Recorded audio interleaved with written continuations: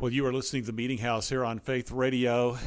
Beyond the Mask making its premiere in theaters nationwide, and I'm here in Detroit in association with the red carpet premiere, which took place last night, and John Rhys-Davies was there, and I think that people will remember your performance not only in the lobby of the massive Great Lakes 25 Theater, but also your amazing performance as Charles Kemp, the villainous head of the East India Trading Company. And I'm really surprised after the film, there was a little Q&A session. People didn't boo you.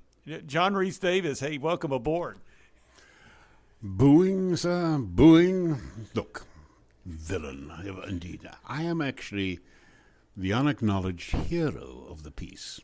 A man of prosperity, wealth, and reason, applying his wits to making the world more prosperous by diverting a certain amount of its prosperity to the India Company and to Britain itself.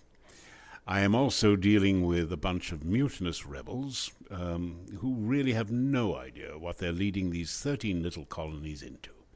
There is a future for America, but, of course, it is a future within the embrace of the crown. Thank you. All right, very good. In character, of course. We're not promoting any sort of scandalous type of philosophy here in our conversation here. Beyond the Mask. Okay, so a guy that has worked with such directors as Steven Spielberg, Peter Jackson, and now John Rhys-Davies is with the Burns cousins, Burns Family Studios. Talk about the differences in working on the set of Beyond the Mask rather than, say, doing an Indiana Jones or a Lord of the Rings film. Well, of course, there is a difference. I went to New Zealand to do a film with a man who'd made a number of small little pictures and was now attempting to do something quite vast, something that was so uncinematic that the likelihood of him being able to do it was, well, it was risible, really. I went with duplicity in my heart because I knew that this little New Zealand chap who directed some very good small movies couldn't possibly bring this off. He had no idea of the logistics involved in 14 months of shooting. When I got there, I found that he had created an entire film industry to service his vision. And when the disasters did happen that I thought would have buried most people, when, for instance, we moved to Christchurch to film, the actors were all based in hotels in Christchurch. The production office was 3 miles away on the outskirts. There was one main road connecting the two. It rained so much that it caused a landslide. The landslide wiped out 13 houses and the main road between the two. It was then a 19-mile single-track journey round to get the actors to the production office. That was the memorable day when the call sheet went out. There will be no shooting tomorrow as the lake is underwater.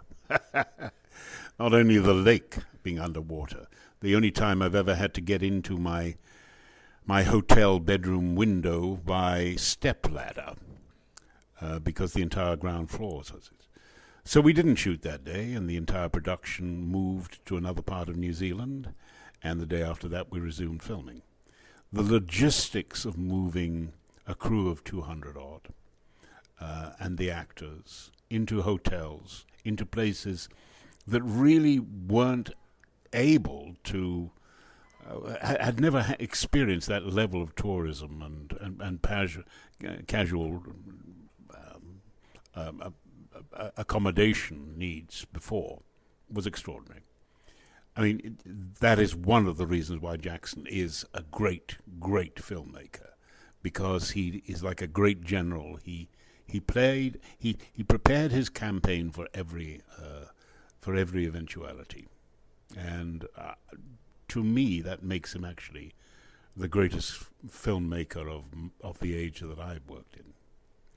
Spielberg, of course, is a giant. I mean, he can tell a story visually with such economy and such absolute conviction that you marvel at it. It's just sheer mastery. Now, the Burns family. I love these people.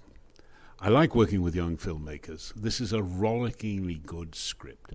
I like swashbuckle. I like the period of history. I like their attitude and their commitment and passion for the project. And I learnt from them. And that doesn't happen all the time. I would work with them in a New York minute. They are lovely people. They're good filmmakers, and I wish them every success with this. Independent filmmaking is a wholly different experience, and it's very, very hard to do. And it's very hard to take on the power of the big studios. But this is a good, PG-rated family film that you can take grandma to and your 9-year-old daughter without being embarrassed. It's about a great period of American and British history.